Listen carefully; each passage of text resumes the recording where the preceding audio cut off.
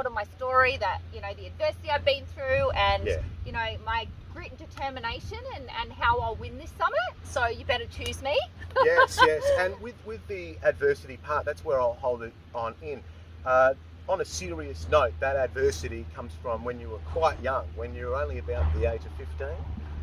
Yeah. You're okay to talk about it. It's the loss of your father at the age of 15. Absolutely. So he was 36 when he was diagnosed with a malignant brain tumour, which, you know, you're very vulnerable in your teenage years, and I think these are very important years of your life. I was very, very close to him. My parents had already separated, so I'd been through a little bit of trauma of that, but I was daddy's girl, and that rocked our world. And within 2 years, he passed at 2.5 years, at 39, of a brain tumour, which had a profound impact on my life at 15. What's your father's name? His name's Andrew. Everyone knew him as Andy or Killer Kilowsky. Kilowsky. Absolute legend. So that was really difficult at school. Of course. I was going through a lot of bullying at school, and it was a really difficult time. So well, it's an age where you're going through puberty and all of that. You're trying to socialise, and on your mind and on your heart is the loss of your father. And I can relate on a level there. I lost my mother Fiona at an early age, and it's just never been the same since. But you kind of channel it in, and you get their power or their energy, and you're obviously the DNA of your father, so you're part of Andrew, and you've done a killer job of smacking it in on the summit, and he would be very proud of you watching over. And I know that with the summit, you had times where you had to really dig deep. In that digging deep, was it your dad?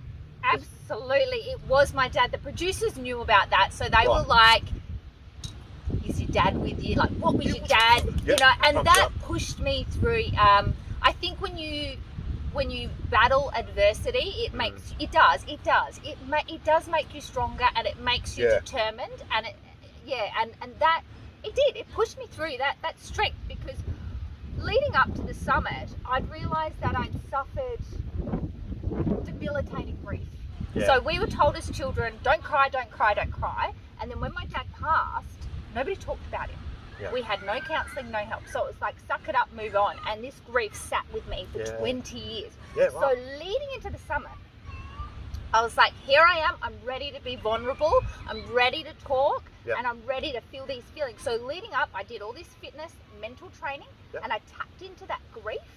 And I went, when I'm away, I'm going to really embrace this moment where I'm not working, I'm out in this beautiful landscape, and really I tapped into that grief, and I cried when I, felt like crying. And the summit was a healing process for me, for that grief. And I can tell you, although it's sad he's passed, I don't have that debilitating grief. I feel the love in life, and I've realised through grief, grief tells you that you were loved and you were once loved. Yeah, true. Very and true. I never looked at grief like that. It flipped it to a positivity, because I felt unloved my whole life. There you go. Well, that actually helps me as well, that little spin, to go a little bit more on the positive side of life. Because you're right, that's something you probably forget about, is that, hey, there was love there. That was all part of it. And you've got love in your heart. Yeah. And you took that into the summit as well.